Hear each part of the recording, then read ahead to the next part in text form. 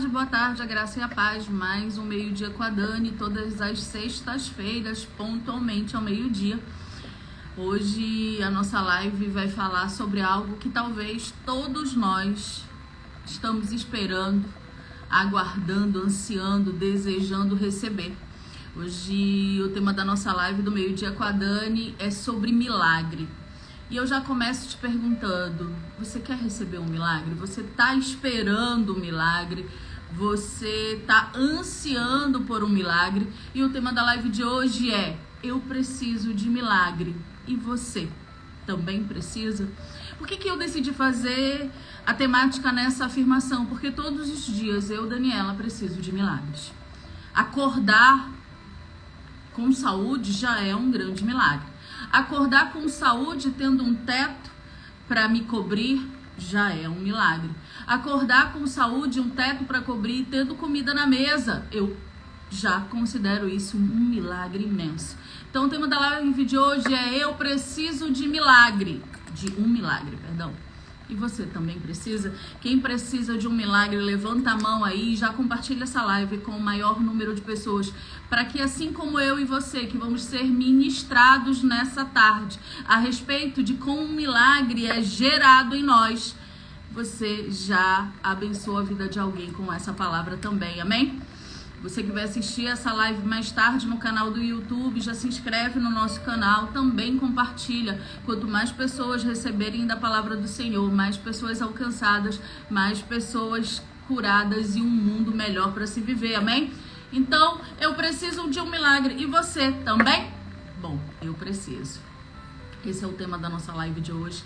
Mas antes da gente começar, eu queria fazer contigo uma pequena oração, para que o Espírito Santo conduza a mim e a você nessa hora, nesses minutos que estaremos juntos aqui sobre a presença dele, para que ele traga para o meu coração e para o teu o rema, o conhecimento e a sabedoria, amém?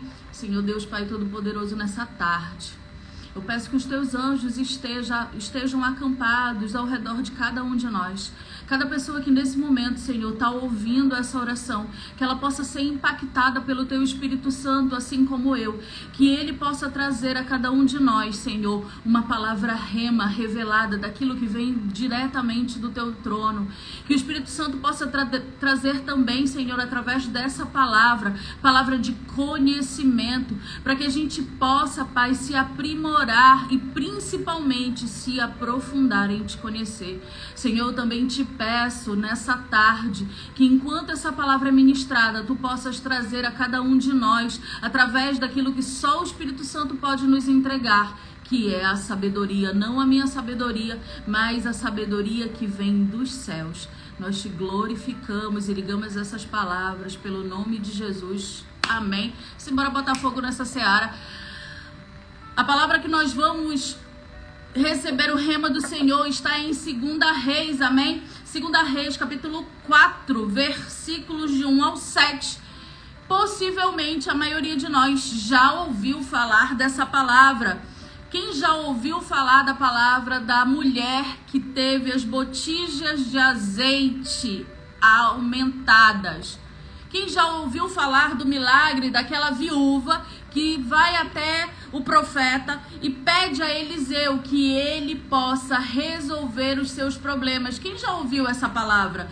Eliseu aumenta o azeite da viúva. Quem já ouviu? Eu imagino que boa parte de nós conhece essa palavra.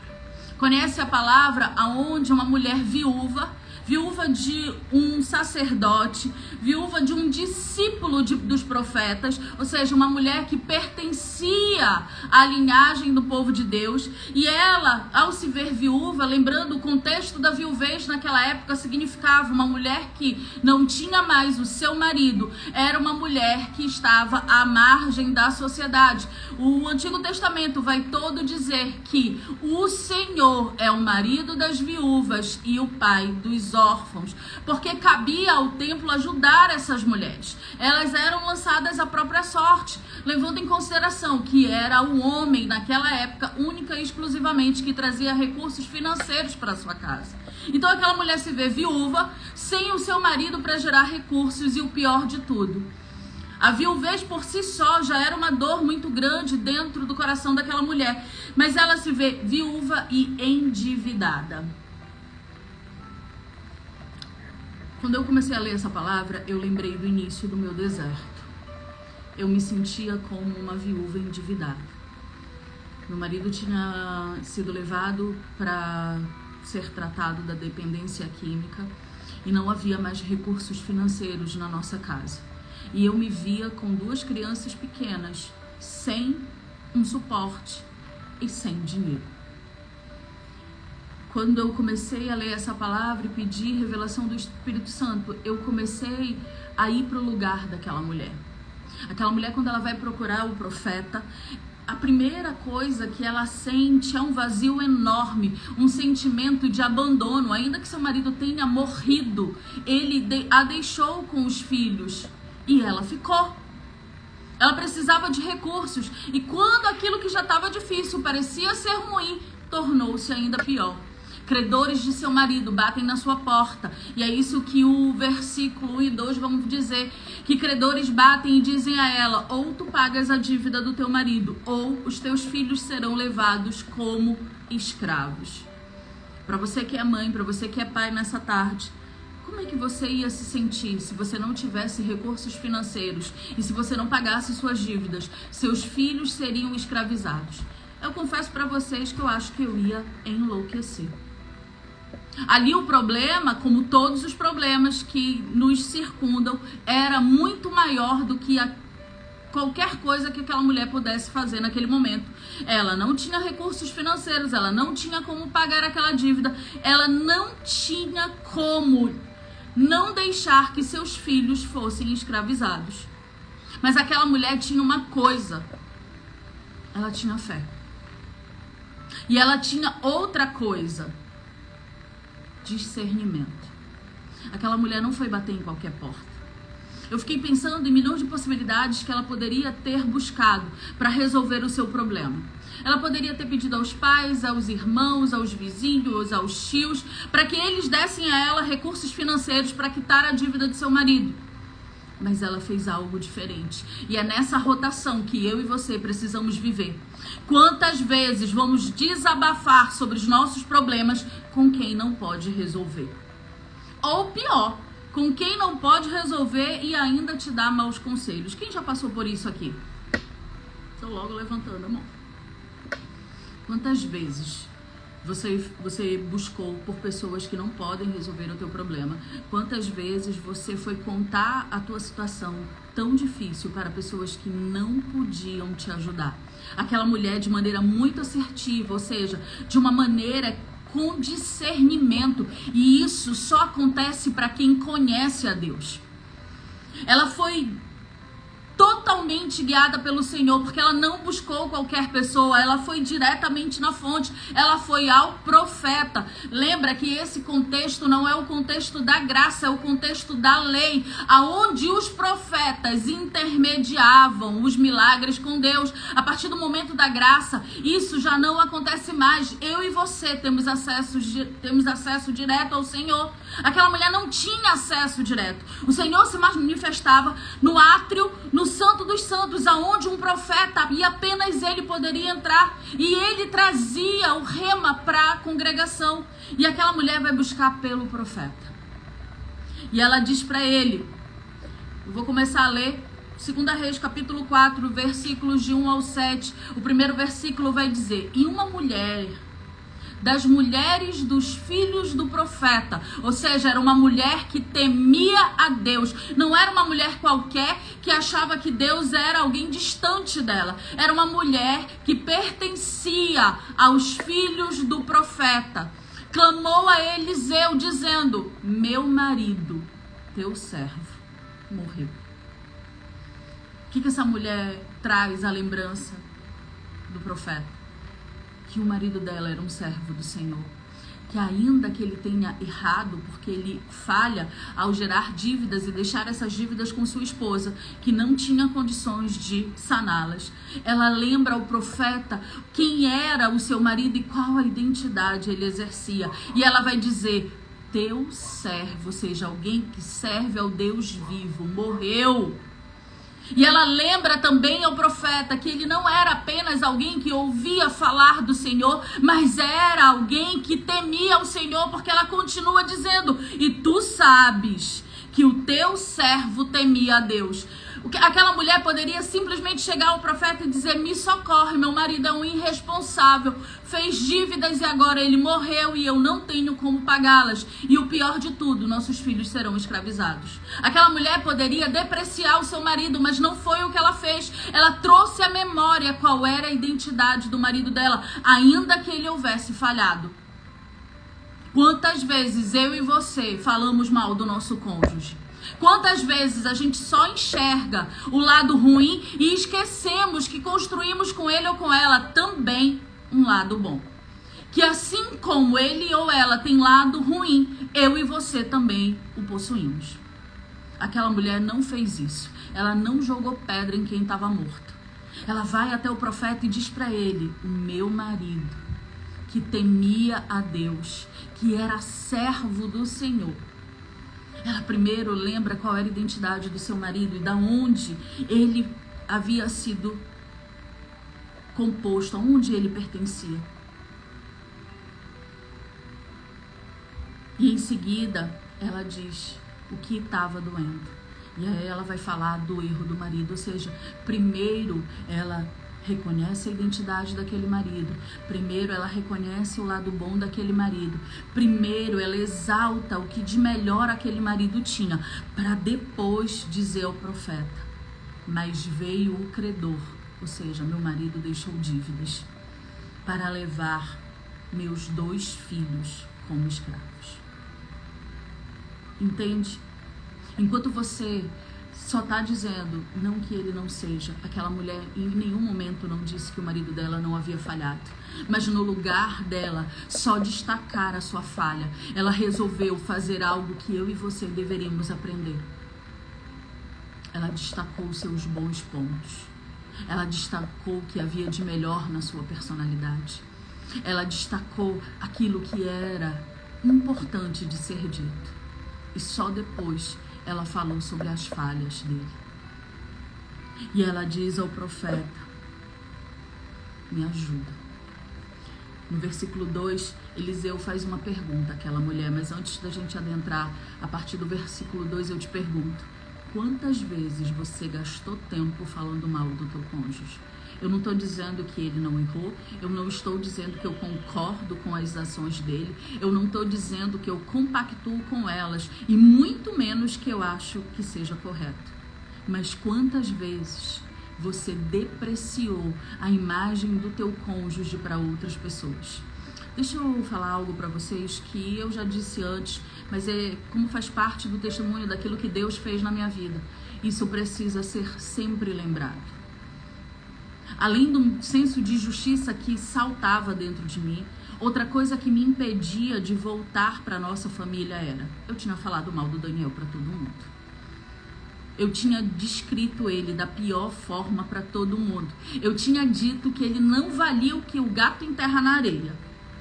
E aí, como eu poderia dizer: tô voltando para casa? Se eu havia o depreciado para todo mundo, dizendo para todo mundo quais eram os seus pecados, seus erros e seus fracassos. E sabe o que aconteceu? Quando eu voltei para casa, as pessoas começaram a jogar na minha cara: mas tu não disseste que ele não valia nada? Tu não disseste que ele era irresponsável? Tu não dizias que ele era mentiroso? Tu não dizias que ele não prestava? Tu não dizias que ele tinha sido a âncora da tua vida, que tinha te levado para o fundo, e agora tu voltou? Somos seres sociáveis. Somos seres que nos importamos com o meio que vivemos. E aí hoje você está falando mal dele ou dela, e amanhã você tem o casamento restaurado, qual é a cara que você vai ficar para o resto do povo? Não que você tenha que dar satisfação para alguém, mas você, num primeiro momento, vira como alguém desacreditado, porque eu virei. Pessoas pararam de falar comigo. Pessoas me julgaram, me condenaram. Pessoas me ignoraram. Pessoas me maldizeram. Então não fica depreciando aquele que é um só contigo. Ele pode estar errado, virado do cavalo do girar, ele já é o próprio Satanás se duvidar. Mas não faça isso. Porque é mais um problema que você está arrumando para resolver depois. Se você está aqui, é porque você quer a tua família. Então a primeira coisa, resguarde a sua família. Famílias estruturadas, você não vai ver um depreciando o outro no meio da rua. Você não vai ver um diminuindo o outro no meio da rua. Você resolve dentro de casa, no ambiente familiar, aquilo que precisa ser resolvido. E aquela mulher exatamente fez isso. Ela resguardou a imagem do seu marido e relatou para o profeta quem ele era, para só depois dizer a ele: mesmo meu marido tendo essa identidade em Deus, os credores bateram na minha porta. Era como se ela estivesse dizendo a Eliseu: ainda que meu marido temesse ao Senhor, ainda que o meu marido se rendesse ao Senhor, ainda que o meu marido se servisse ao Senhor, ele falhou. E a falha dele foi não quitar suas dívidas. E agora os credores querem os nossos filhos.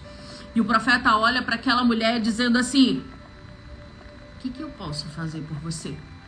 Nessa tarde o Senhor está perguntando para você: o que eu posso fazer para você? Aquela mulher queria resolver o seu problema. Ela queria que recurso financeiro fosse gerado, que o profeta a ajudasse para que ela pudesse tirar os filhos daquela situação. Porque se ela não pagasse a dívida, eles seriam escravizados. Se você não se propuser a pagar a dívida, e que dívida é essa? A dívida de tudo de errado que você e o seu esposo escolheram, fizeram, falaram e agiram. Porque não vem botar a culpa só no outro, não. Você é tão responsável. Num relacionamento onde a escolha do parceiro foi minha, quem aqui o pai e a mãe obrigou a casar? Pelo visto, ninguém. Você escolheu o seu marido. Você escolheu a sua esposa e agora não vem com ladainha: eu não sabia quem era. Sabia, só não quis enxergar. Mas já que se aliançou, agora ore para que o caráter dele e dela sejam transformados. Não dá para botar a culpa na fatura do outro quando 50% dela é minha. E o Senhor está dizendo para mim e para você: o que você quer que eu faça por você? Sabe qual é o problema? Que quando perguntamos o que você deseja, ou quando o Senhor nos pergunta o que eu posso fazer por você, nem você sabe. Você só sabe dizer: manda de volta para casa. Tá, mas mandar de volta para casa vai fazer com que os problemas sejam sanados? Não. Voltar por voltar não é a solução. A volta é o primeiro passo de um degrau de vários passos que precisarão ser dados. Passos difíceis, passos de entrega, passos de perdão, de aceitação, de comprometimento. Passos que às vezes vocês não vão dar no mesmo momento, mas que precisam acontecer. Um de vocês precisa dar o primeiro passo. E o profeta diz para ela: o que eu posso fazer por ti, mulher? E em seguida, e aqui está a chave da história, o profeta continua: me diz o que você tem em casa. Milagres são manifestações materiais de algo que eu não vejo, mas creio que vai acontecer. Qual foi o motivo que aquela mulher bateu na porta do profeta? Porque ela não tinha recursos, ela não tinha como pagar a dívida que seu marido havia deixado. E o profeta pergunta: mas o que você tem em casa? E aí eu também te pergunto: o que você tem em casa? E entenda, a casa que o Senhor está falando comigo, com você nessa tarde, não é a casa física, mas é a tua casa espiritual. O que está habitando dentro de você? Que seja tão pulsante que a partir disso um milagre seja gerado. O que você tem em casa? Começa a responder aí enquanto eu tomo um copo de água.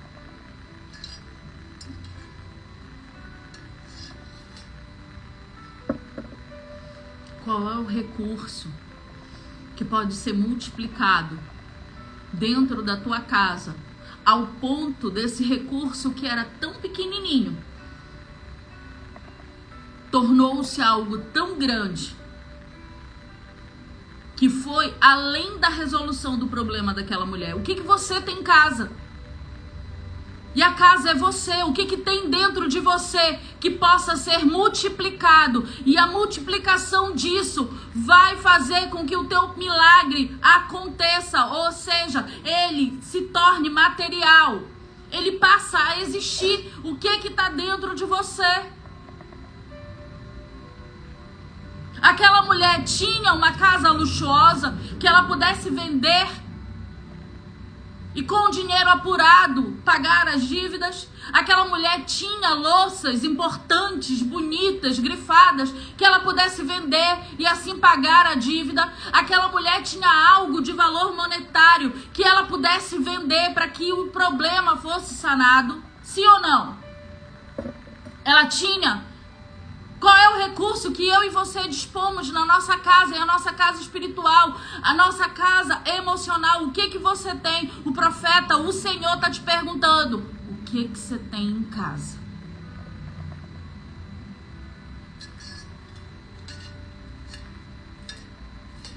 O que você tem em casa? E aquela mulher respondeu: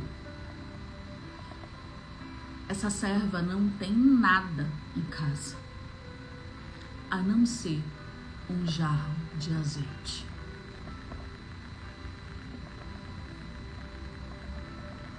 O pouquíssimo recurso que aquela mulher possuía, ela chegou a classificar como nada.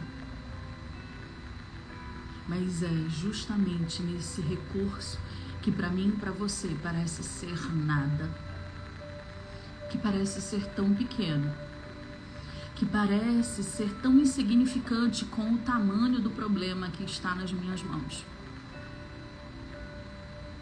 Foi justamente esse recurso que parecia não ser suficiente, porque ele era tão menor que o problema que o profeta usou. Aquela mulher, por mais que ela tivesse um recurso tão escasso, tão pouco, até mesmo que ela achasse que aquele recurso tão pouco era nada, ela não escondeu nada dela de Deus. E aí eu te pergunto, do que está cheio o teu coração? Do que está cheio a tua casa? Você consegue ser grato pelo pouco? Sabe o que acontece algumas vezes, gente? A pontinha do milagre vem aparecendo na nossa direção. Mas eu sou tão ingrato e o meu coração não é grato à pontinha do milagre que aparece à minha direção, que no lugar de eu jubilar, eu começo a reclamar. No lugar de eu aplicar aquilo que todo cristão deveria ter dentro do seu coração e expandir isso para fora, eu faço o oposto disso. Eu me torno a pessoa que diz: voltou para casa, mas não fala comigo. Tá se aproximando, mas continua no pecado. Fala comigo, mas não me perdoa. E aí Deus está olhando e dizendo assim: como é que você quer receber o milagre por completo? Porque se até a pontinha do milagre que vem aparecendo na tua direção, você não consegue ser grato. Aquela mulher disse pro profeta, eu não tenho nada, a única coisa que eu tenho é tão pequenininha, tão insignificante, do tamanho da minha dívida. Nos dias de hoje era como se aquela mulher dissesse assim: profeta, eu devo 10 mil reais, mas o que eu tenho em casa é R$1. Era isso que ela estava dizendo para ele: o que eu tenho é tão pequenininho, que não chega a sequer pagar os juros da dívida. Mas o profeta não perguntou para ela em algum momento. profeta virou para ela e disse assim: o que você tem de valor em casa? Não foi isso que ele perguntou o que tem dentro da tua casa. O que o Senhor quer saber é o que está dentro da tua casa e não o tamanho daquilo que está dentro. Quer ver uma coisa? Ontem eu perguntei: como está o teu coração? O Senhor havia me dado a direção de fazer isso e só responder com versículos bíblicos. Mas o dia foi muito corrido, chegou muita resposta e acabou que eu não consegui responder a tantas como eu gostaria. Respondi poucas mesmo. E aí a caixinha saiu, mas fica lá as perguntas no meu direct para que eu possa ver. Chegaram aproximadamente umas 150 respostas. Qual a proporção de pessoas dizendo: o problema não está resolvido, mas transborda no meu coração gratidão? Para as pessoas que disseram: triste, desanimada, desamparada, humilhada, perdida, esquecida, levada, sem esperança.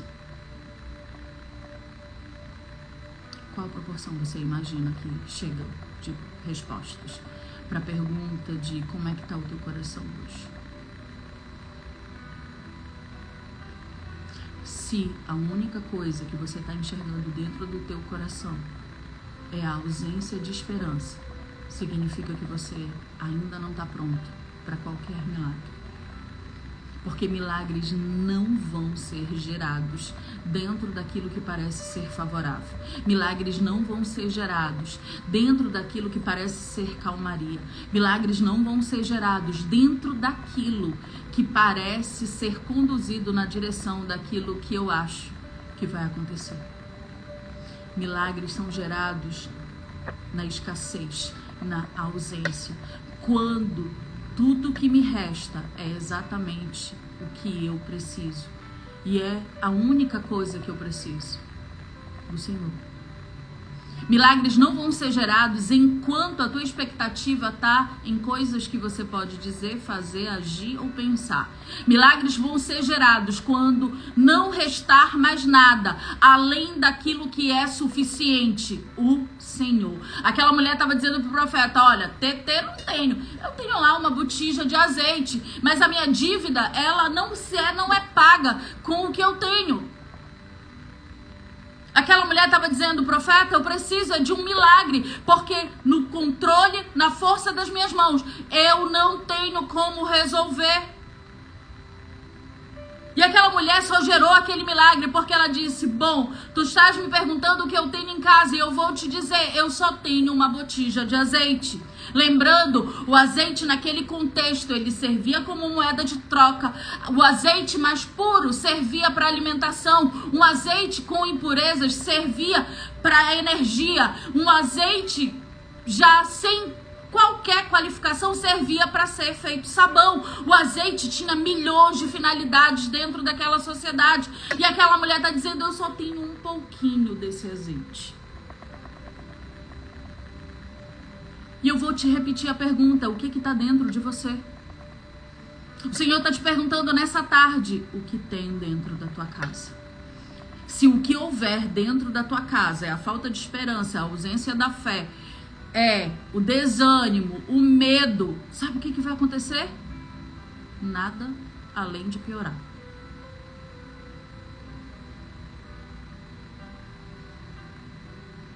Nada além de piorar.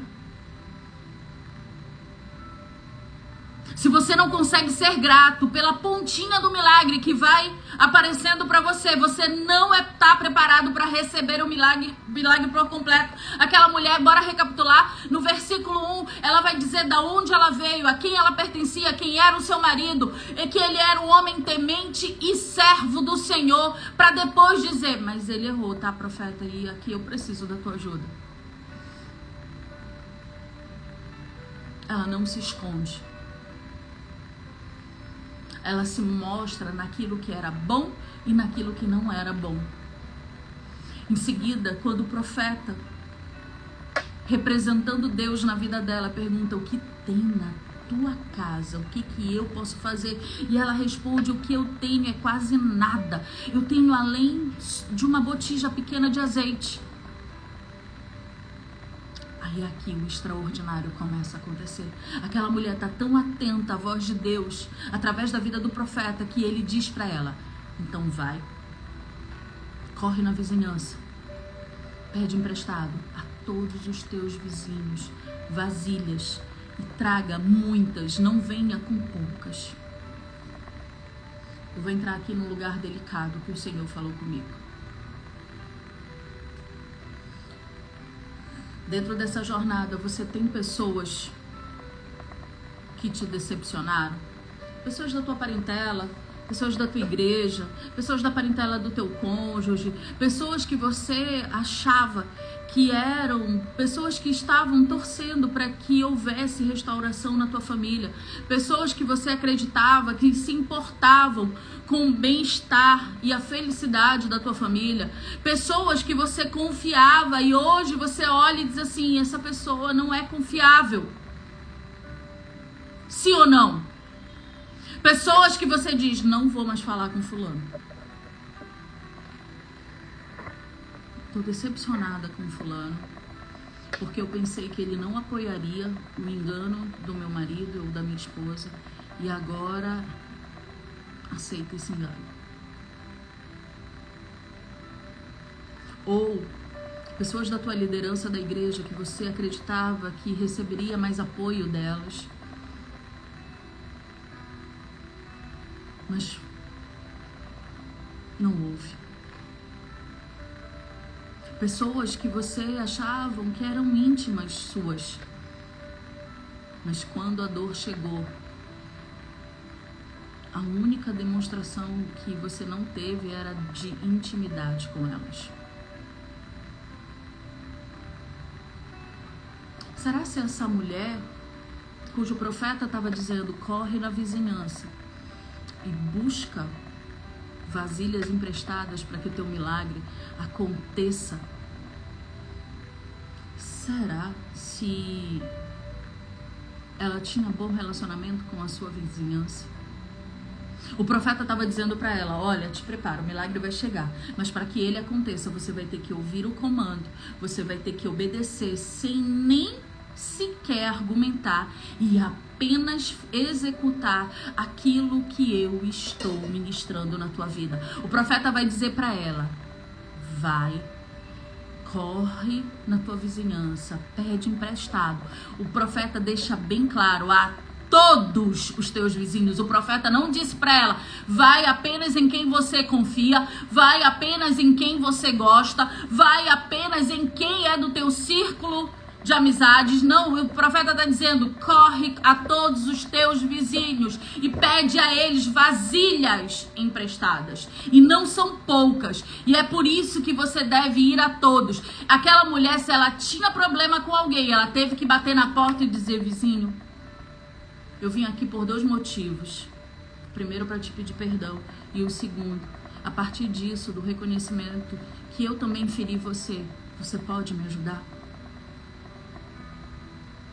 Aquela mulher estava dependendo da benevolência das pessoas que a cercavam, das pessoas que estavam próximas a ela. Hoje, se você pedir ajuda para pessoas que estão próximas a você, será se vão te ajudar? Ou melhor, se o Senhor diz: se depender de você, tenha paz com todo mundo, você está cumprindo isso? Deixa eu dizer algo para você. O Senhor fala isso. Aquilo que depende de nós, tenha paz com todo mundo. Isso significa que muitas das vezes a afronta vai acontecer, mas eu não vou para a guerra. Eu não vou me desentender com aquela pessoa. Romanos capítulo 12, versículo 18, Paulo vai dizer: do que depende de vocês, daquilo que depende de você, tenha paz com todo mundo. Isso significa que você não vai ter paz apenas com quem não te aborrece. Eu e você precisamos ter paz com quem nos aborrece, porque Jesus também vai falar que galardão é orar por aqueles que me perseguem. E se o teu milagre está dependendo de você orar e perdoar por aquele que está te perseguindo? Como é que isso fica? Você é capaz? Bora recapitular, a gente está chegando no meio da pregação dessa palavra. A primeira coisa foi aquela mulher exaltar o seu marido que havia errado. Não exaltá-lo por não reconhecer os seus erros, exaltá-lo por reconhecer nele virtudes, reconhecer que assim como ela, ele era feito de erros e acertos. A segunda coisa foi aquela mulher buscar quem poderia ajudá-la. Ela não perdeu tempo com quem não ajudaria.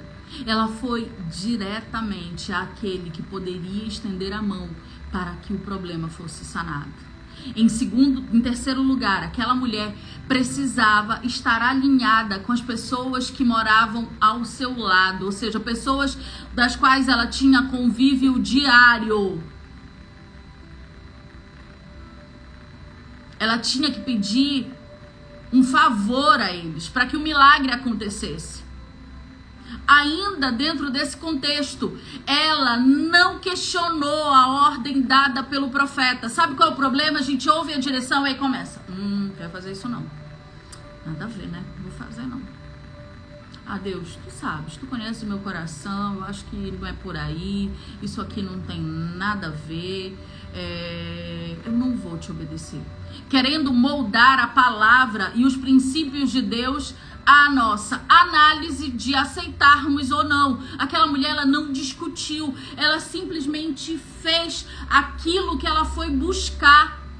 Ela queria que o profeta desse a ela uma direção. Ela queria que o profeta desse a ela um milagre. E quando ele disse para ela, corre na vizinhança, pega botijas, quantas vasilhas você conseguir, não venha com poucas, para que o teu milagre possa acontecer, ela não ficou questionando Deus, ela não ficou argumentando com Deus.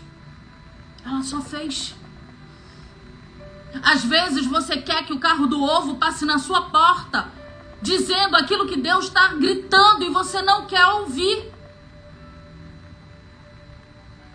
Obedecer ao Senhor não é a ausência de tempestades, mas obedecer ao Senhor é a certeza que mesmo nas tempestades eu serei resgatado.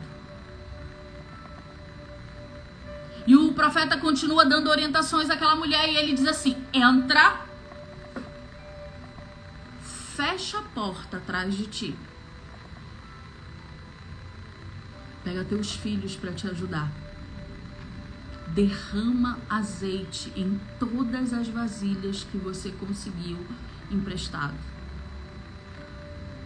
Vai enchendo e colocando pro lado. Vai enchendo e colocando pro lado. Vai enchendo e colocando pro lado. E a Bíblia vai dizer no versículo 5 de 2 Reis, capítulo 4, que aquela mulher fez exatamente isso. O versículo 5 vai dizer assim: partiu, pois, dele, fechou a porta sobre si e sobre seus filhos, e eles iam trazendo as vasilhas e ela vinha as enchendo. Ou seja, ela trabalhou em conjunto. Ela pegou a sua família para lutar por aquilo. Falar algo que o Espírito Santo me falou exatamente nesse momento. Quem aqui que tem filhos mais velhos, adolescentes ou até adultos, ou pré-adolescentes, porque já conseguem emitir suas opiniões de maneira clara e concisa, que uma criança não vai saber emitir de uma maneira clara e concisa, perdão. Já ouviu do seu filho ou da sua filha: eu não quero que vocês voltem.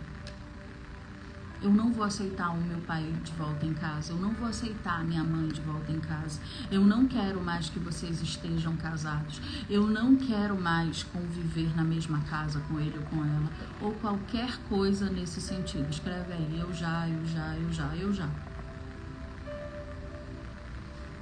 Quando o meu deserto chegou, a nossa filha estava entrando na pré-adolescência.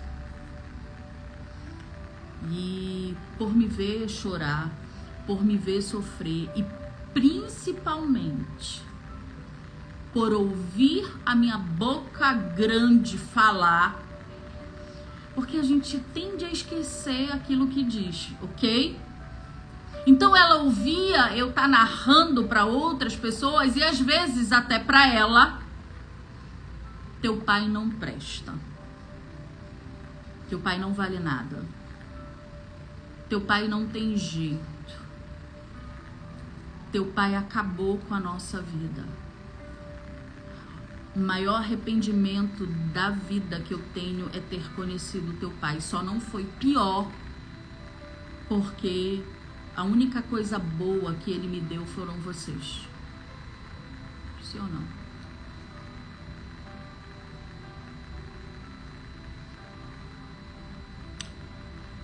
E eu demorei para reconhecer que eu falava essas coisas. Demorei para reconhecer que eu denegria a imagem do pai deles para eles. Demorei para reconhecer que eu me vitimizava como se tudo que estava acontecendo fosse única e exclusivamente responsabilidade dele. Demorei. Na minha cabeça, eu não fazia nada disso. Na minha cabeça, eu ainda dizia para as pessoas: eu procuro preservar a imagem do pai deles para eles. Jamais. Não que ele mereça, não vale nada. Não vale nada, é irresponsável. Aí eu vinha de novo. Mas eu não digo isso a eles.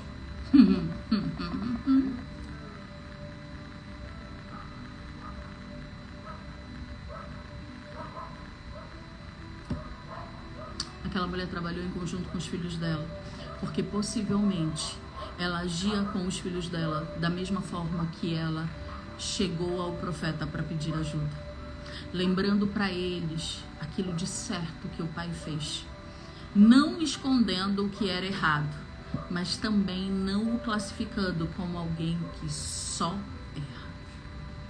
Eu achava que eu preservava a imagem do Daniel para os nossos filhos, mas na realidade não era bem assim. Na realidade, eles assistiam eu falando mal do pai para todo mundo. Na realidade, muitas das vezes eu, na hora da dor, da raiva, da angústia, do medo, eu dizia: só estamos passando por tudo isso por conta do teu pai.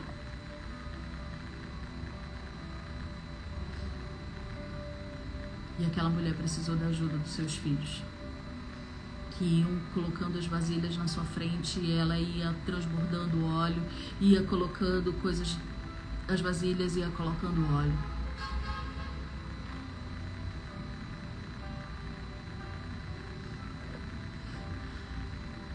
Obedecendo exatamente o que o profeta havia instruído de fazer. Isso é gerar um milagre. Não adianta querer gerar um milagre querendo barganhar com Deus. Não adianta querer gerar um milagre querendo fazer as coisas pela metade. Não adianta gerar um milagre você pontuando: ah, Deus, eu não quero. Não adianta. Milagres são gerados. Milagres só deixam de sair daquilo que é imaterial para se tornar algo que é material quando são gerados. Um bebê, quando começa a ser gerado, primeiramente ele é células do pai, células da mãe que fecundam e torna-se um embrião. O embrião vai se tornar um bebê vai se tornar uma criança vai se tornar um adolescente um adulto e depois um idoso. São gerados.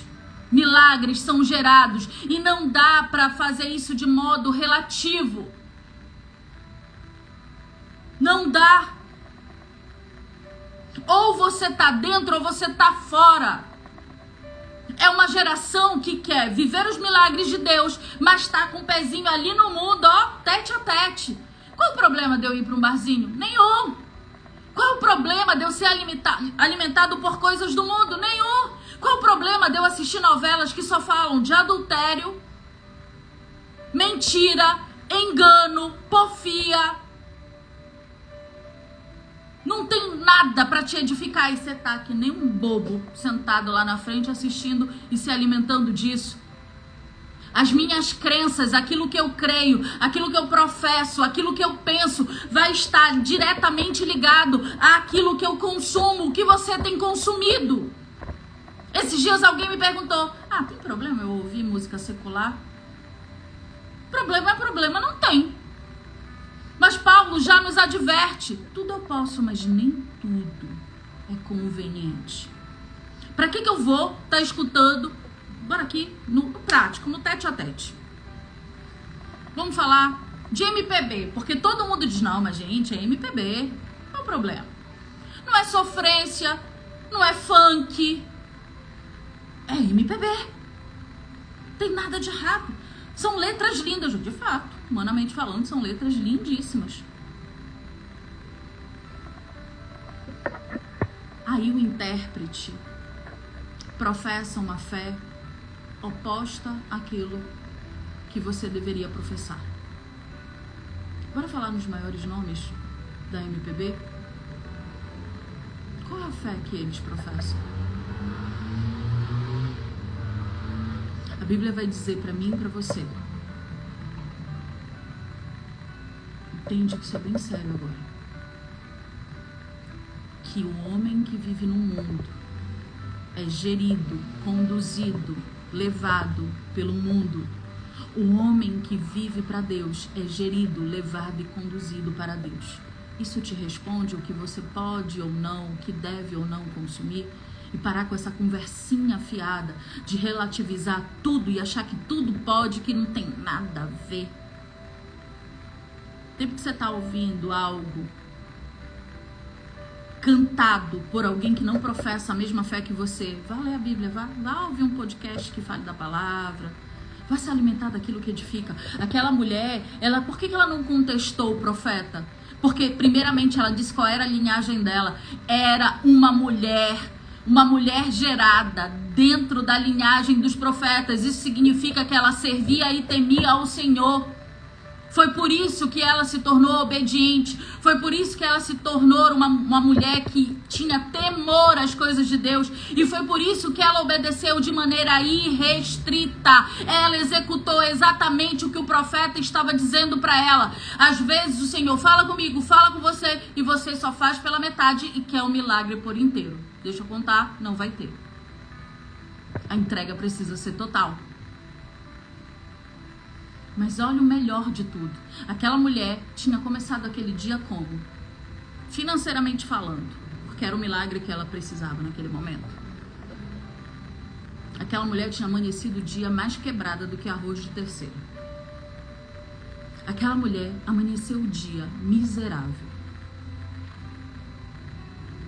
O que havia de azeite na casa dela, descrito por ela, iria alimentá-la por 1-2 dias e acabou. Mas quando ela foi temente, mas quando ela foi obediente, quando ela gerou o milagre dela, sabe o que aconteceu? No mesmo dia que ela amanheceu pobre, ela dormiu rica. Porque o profeta diz para ela, depois que ela enche as botijas, a palavra vai dizer no versículo 7 de 2 Reis 4, então ela veio e fez saber ao homem de Deus e disse ele a ela, vai, vende o azeite excedente, paga a tua dívida. Antes do milagre acontecer, aquela mulher precisou fazer mais alguma coisa. O que ela precisou fazer? Ela teve que ir vender. Aquela mulher tinha habilidades de venda? Não. Lembrando, a mulher não trabalhava naquele contexto social. Mas ela teve que ir fazer algo que ela não sabia. E ela foi, e ela fez. E o profeta diz para ela, e depois, quando vender o azeite excedente, terás dinheiro, porque diz assim, e tu e teus filhos vivam com o resto que sobrou. Significa que Deus deu para ela muito além daquilo que ela foi buscar. Ela tinha ido buscar ao Senhor, com o Senhor, o milagre de pagar a dívida que livraria seus filhos da escravidão. E o Senhor, além de entregar aquilo que ela havia ido buscar, deu a ela algo que ela sequer havia imaginado, porque sobrou dinheiro suficiente para ela viver o resto da vida com seus filhos. Deus não quer te dar pouco, Deus quer te dar muito. E aqui eu não estou falando de teoria da prosperidade, tá? Não é sobre isso. Aqui eu estou falando que Deus não quer apenas trazer o teu marido para casa. Deus quer trazer o teu marido para casa. Deus quer converter o coração do teu marido a ele. Deus quer que o teu marido sirva na igreja. Deus quer que ele seja um bom marido. Deus quer que ele cumpra os princípios, os propósitos e o temor da sua palavra. Deus quer um homem e uma mulher sarados, transformados, canal de bênção, testemunho vivo para todo aquele que vê naquela família alguém cuja mão do Senhor pesou sobre eles. É muito além do que você está imaginando. Aquilo que Deus fez no auge da minha ferida, da minha dor, daquilo que sangrava dentro de mim. Hoje eu posso dizer, o que me feriu também cura. Muitos de vocês estão aqui porque ouviram o testemunho, não o meu testemunho, mas daquilo que Deus fez e vem fazendo na minha casa. E da mesma forma que o Senhor forjou um testemunho na nossa existência, Ele já formou um na tua. Mas há preceitos e princípios que eu e você precisamos cumprir. A pergunta que eu fiz lá no início foi: o que tem dentro da tua casa? Tira esses dias para meditar. O que tem habitado dentro da tua casa? Para que você possa estar apto ou apta a ouvir e a discernir a voz do Senhor. E a partir disso, ser conduzido por Ele naquilo que precisa ser feito. A nossa parte, Deus não faz por mim, não faz por você. A parte dele já está feita. Agora precisa que a nossa aconteça. E até aqui o Senhor falou comigo. E eu espero que da mesma forma tenha falado com cada um de vocês. Amém? Antes da gente se despedir dessa live, eu quero fazer um convite muito especial. E antes também, eu vou usar até uma expressão que é bem de Belém. Deixa eu te falar, não é pago, não será pago, não é uma pegadinha e nem um banco de dados, amém? Essa semana o Senhor falou comigo para que eu abrisse uma turma gratuita, e aqui eu tô falando gratuito monetário, ok? Para o estudo, a meditação e o conhecimento da sua palavra, aonde todos os meses nós vamos ministrar sobre um livro, ou seja, vamos estudar e meditar sobre esse livro. As atividades dessa turma vão se iniciar agora, segunda-feira, ok? Uma vez por semana nós vamos nos encontrar sobre o estudo dessa palavra. O primeiro livro será no livro de João. E você pode estar se perguntando, ou talvez esteja se perguntando, ok, Dani, como eu participo? Entre no link do grupo. Lembra que eu falei que não ia custar nada monetário? Pois é, mas vai custar uma moeda que custa muito mais do que dinheiro ou qualquer bem que possa se tornar dinheiro. Vai te custar fé e comprometimento. Eu não quero saber de um grupo que tenha 100, 250, 20, 5, 10 mil. Eu não me importo com o número de pessoas. Mas todos que tomarem a decisão de estar ali, você não está ali para ser um observador. Você está ali para aprender e para dividir aquilo que Deus está ensinando a você. É como um clube de livro, aonde nós vamos debater sobre aquele livro, aonde eu vou aprender com vocês e vocês vão aprender comigo. Então, as pessoas que acessarem esse grupo, você vai pagar com 2 moedas: comprometimento e fé. Porque aqueles que permanecerem lá, eu sei que estão dispostos a pagar esse preço, amém? Quando terminar essa live, eu vou fazer um vídeo rapidinho, fazendo o convite a vocês, porque na segunda-feira a gente começa, amém? Gente, uma boa tarde, fiquem com Deus, a paz do Senhor e que o nosso final de semana possa ser abençoado e que você medite nesses dias o que tem habitado dentro do teu coração, porque o que habita dentro do teu coração é justamente o átomo do milagre do qual o Senhor vai usar para que seja gerado, amém? Uma boa tarde, fiquem com Deus, a paz do Senhor.